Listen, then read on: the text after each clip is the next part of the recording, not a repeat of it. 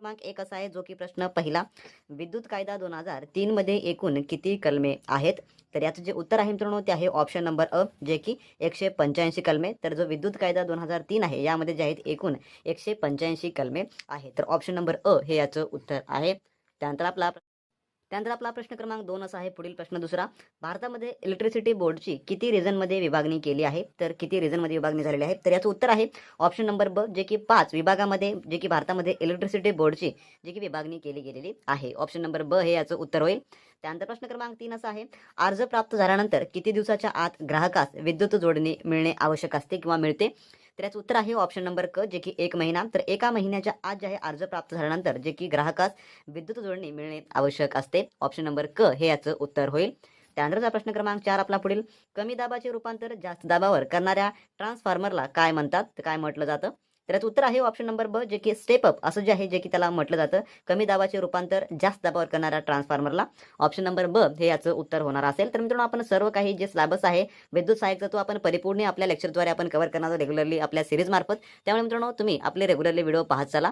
त्यानंतर प्रश्न क्रमांक 5 आपला असा आहे, न्यूट्रॉन कोणत्या विद्युत चार्ज धारण करतात? तर न्यूट्रॉन जे असतात तर याचं उत्तर जे आहे ते आहे ऑप्शन नंबर क, जे की भार विरहित हे जे आहे जे की विद्युत चार्ज धारण करतात न्यूट्रॉन.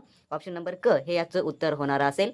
त्यानंतरचा प्रश्न क्रमांक आपला 6, पुढील प्रश्न 6वा, अल्टरनेटरमध्ये व्होल्टची फ्रिक्वेन्सी कोणत्या घटकावर अवलंबून असते? अल्टरनेटरमध्ये तर याचं उत्तर जे आहे ते आहे ऑप्शन नंबर क, जे की वरील दोन्हीही म्हणजे की पोलची संख्या आणि रोटरची संख्या या दोन्हीवर जे आहे ते अवलंबून असते. म्हणून ऑप्शन नंबर क हे याचं उत्तर होणार असेल, जे की वरील दोन्हीही.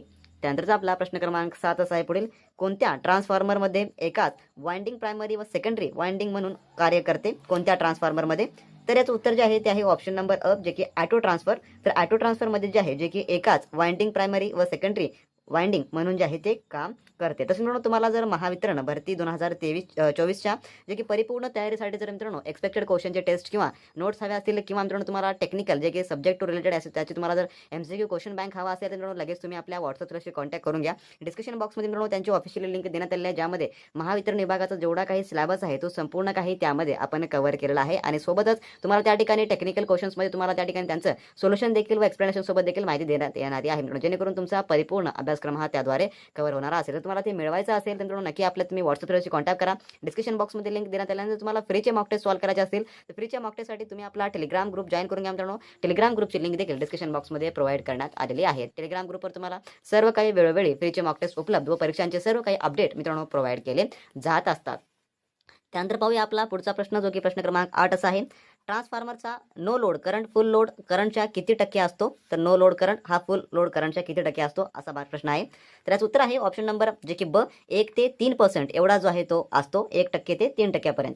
त्यानंतरचा प्रश्न क्रमांक 9, ॲटममधील प्रोटॉनच्या संख्येस काय म्हणतात? ॲटममधील तर याचं उत्तर जे आहे ते आहे ऑप्शन नंबर अ, त्याला ॲटॉमिक नंबर असं जे आहे म्हटलं जातं. ऑप्शन नंबर अ हे याचं उत्तर होणार असेल. त्यानंतर प्रश्न क्रमांक 10 आपला पुढील, एबोनाइटची कांडी लोकरीच्या कापडावर घासल्यास कोणती वीज निर्माण होते? तर याचं उत्तर जे आहे ते आहे ऑप्शन नंबर ड, जे की स्थिर वीज जे आहे ते निर्माण होते.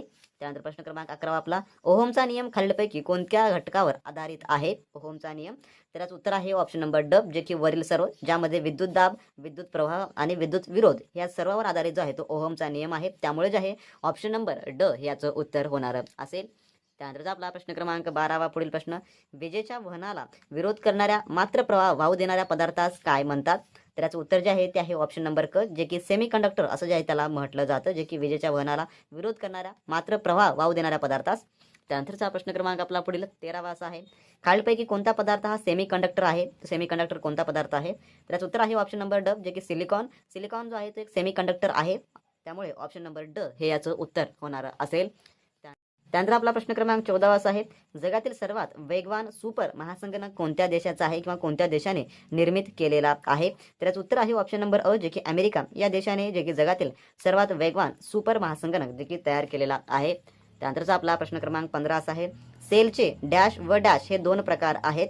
तर याचं उत्तर आहे ऑप्शन नंबर ड, जे की प्रायमरी व सेकंडरी असे जे आहे जे की सेलचे 2 प्रकार आहेत. ऑप्शन जे ऑब्लिकमध्ये प्रायमरी असेल आणि दुसऱ्या ऑब्लिकमध्ये जे की सेकंडरी हे जे आहे ते येणार असेल. ऑप्शन नंबर ड हे याचं उत्तर होणार असेल. त्यानंतर प्रश्न क्रमांक आपला 16वा, अणूच्या केंद्राभोवती इलेक्ट्रॉनची जास्तीत जास्त किती कक्ष असतात?